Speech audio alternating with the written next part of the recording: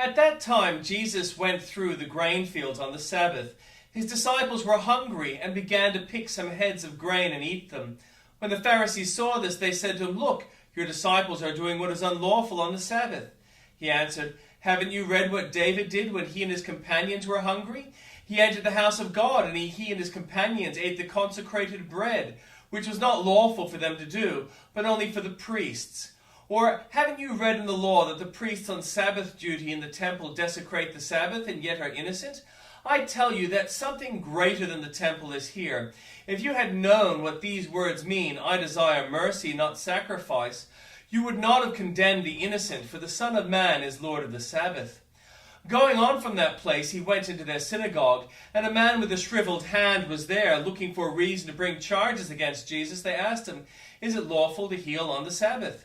He said to them, "If any of you has a sheep, and it falls into a pit on the Sabbath, will you not take hold of it and lift it out? How much more valuable is a person than a sheep? Therefore it is lawful to do good on the Sabbath." Then he said to the man, "Stretch out your hand." So he stretched it out and was completely restored, just as sound as the other. But the Pharisees went out and plotted how they might kill Jesus.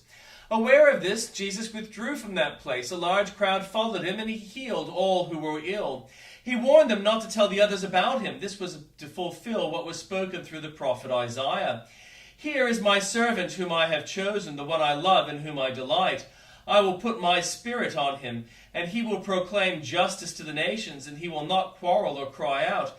No one will hear his voice in the streets. A bruised reed he will not break, and a smoldering wick he will not snuff out, till he has brought justice through to victory. In his name the nations will put their hope." And the Old Testament reading, "When 2 full years had passed, Pharaoh had a dream. He was standing by the Nile, when out of the river there came up 7 cows, sleek and fat, and they grazed among the reeds. After them 7 other cows, ugly and gaunt, came up out of the Nile and stood beside those on the river bank. And the cows that were ugly and gaunt ate up the 7 sleek, fat cows. Then Pharaoh woke up. He fell asleep again and had a second dream. 7 heads of grain, healthy and good, were growing on a single stalk. After them 7 other heads of grain sprouted, thin and scorched by the east wind. The thin heads of grain swallowed up the 7 healthy, full heads. Then Pharaoh woke up, and it had been a dream. In the morning his mind was troubled, so he sent for all the magicians and wise men of Egypt. Pharaoh told them his dream, but no one could interpret them for him. Then the chief cupbearer said to Pharaoh, "Today I am reminded of my shortcomings. Pharaoh was once angry with his servants, and he imprisoned me and the chief baker in the house of the captain of the guard. Each of us had a dream the same night, and each dream had a meaning of its own. Now a young Hebrew was there with us, a servant of the captain of the guard. We told him our dreams, and he interpreted them for us, giving each man the interpretation of his dream. And the things turned out exactly as he interpreted them to us. I was restored to my position, and the other man was impaled." So Pharaoh sent for Joseph, and he was quickly brought from the dungeon. When he had shaved and changed his clothes, he came before Pharaoh. Pharaoh said to Joseph, "I had a dream, and no one can interpret it, but I have heard said of you that when you hear a dream, you can interpret it." "I cannot do it," Joseph replied to Pharaoh, "but God will give Pharaoh the answer he desires." Then Pharaoh said to Joseph, "In my dream I was standing on the bank of the Nile, when out of the river there came up 7 cows, fat and sleek, and they grazed among the reeds. After them 7 other cows came up, scrawny and very ugly and lean. I had never seen such ugly cows in all the land of Egypt. The lean, ugly cows ate up the 7 fat cows that came up first. But even after they ate them, no one could tell what they had done so. They looked just as ugly as before. Then I woke up. In my dream I saw 7 heads of grain, full and good, growing on a single stalk. After them 7 other heads sprouted, withered and thin and scorched by the east wind. The thin heads of grain swallowed up the 7 good heads. I told this to the magicians, but none of them could explain it to me." Then Joseph said to Pharaoh, "The dream of the Pharaoh are one and the same. God has revealed to Pharaoh what he is about to do. The 7 good cows are 7 years, and the 7 good heads of grain are 7 years.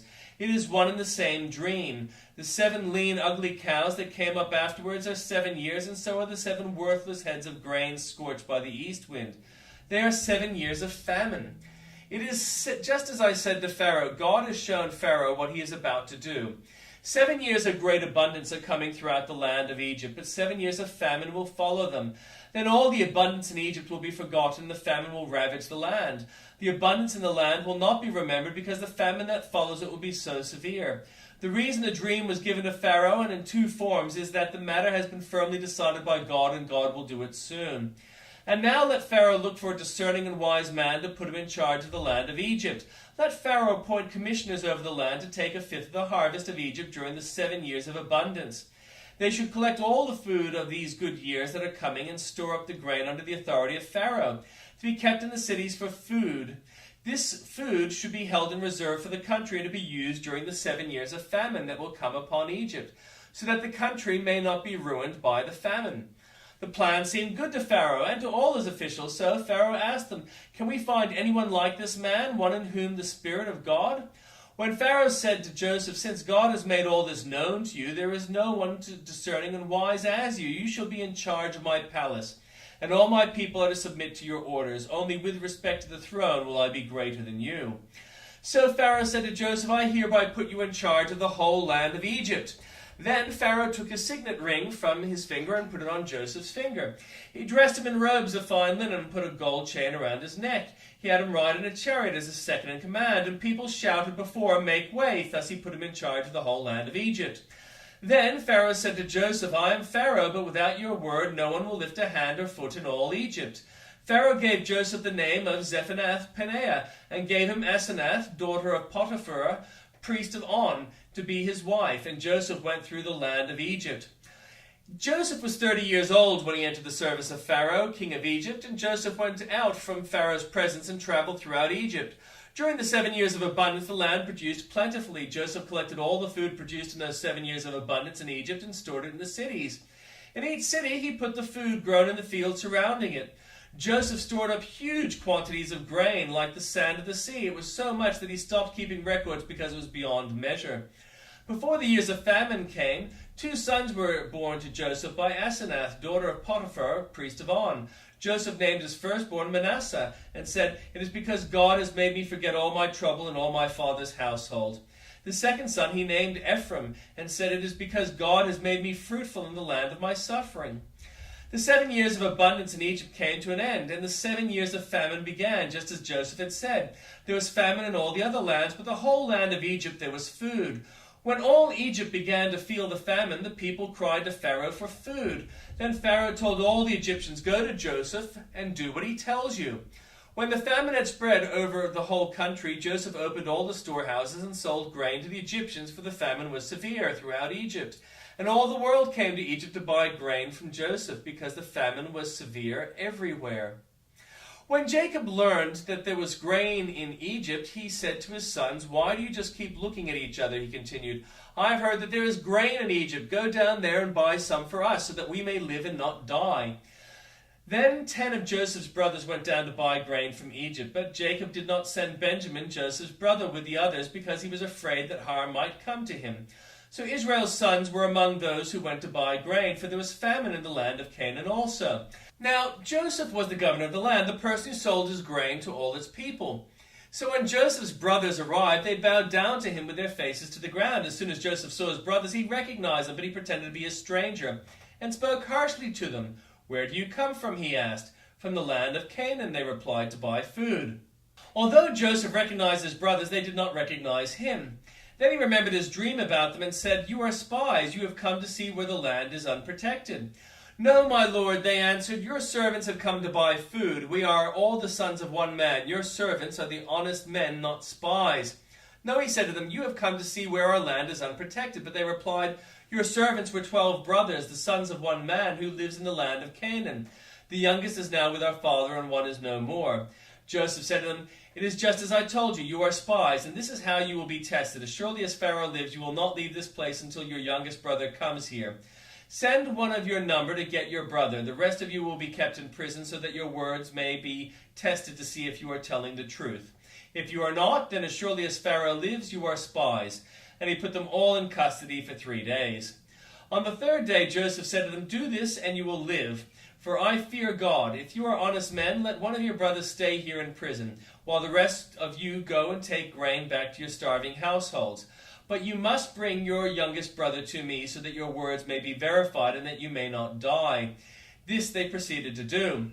They said to one another, "Surely we are being punished because of our brother. We saw how distressed he was when he pleaded with us for his life, but we would not listen. That is why this distress has come on us." Reuben replied, "Didn't I tell you not to sin against the boy? But you wouldn't listen. Now we must give an accounting for his blood." They did not realize that Joseph could understand them, since he was using an interpreter. He turned away from them and began to weep, but then came back and spoke to them again. He had Simeon taken from them and bound before their eyes. Joseph gave orders to fill their bags with grain, to put each man's silver back in a sack, and to give them provisions for their journey. After this was done for them, they loaded their grains on their donkeys and left. At the place where they stopped for the night, one of them opened his sack to get feed for his donkey, and he saw silver in the mouth of his sack. "My silver has been returned," he said to his brothers. "Here it is in my sack." Their hearts sank, and they turned to each other trembling and said, "What is this that God has done to us?" When they came to their father Jacob in the land of Canaan, they told him all that had happened to them. They said, "The man who is lord over the land spoke harshly to us and treated us as though we were spying on the land.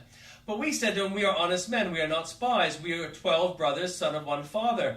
One is no more, and the youngest is now with our father in Canaan.' Then the man who is lord over the land said to us, 'This is how I will know whether you are honest men. Leave one of your brothers here with me, and take food for your starving households, and go. But bring your youngest brother to me, so I will know that you are not spies, but honest men. Then I will give you your brother back to you, and you can trade in the land.' As they were emptying their sacks, there in each man's sack was his pouch of silver. When they and their father saw the money pouches, they were frightened. Their father Jacob said to them, 'You have deprived me of my children. Joseph is no more, and Simeon is no more. And now you want to take Benjamin. Everything is against me.' Then Reuben said to his father, 'You may put both of my sons to death if I do not bring him back to you. Entrust him to my care, and I will bring him back.' But Jacob said, 'My son will not go down there with you. His brother is dead, and he is the only one left. If harm comes to him on the journey you are taking, you will bring my gray hair down to the grave in sorrow.'"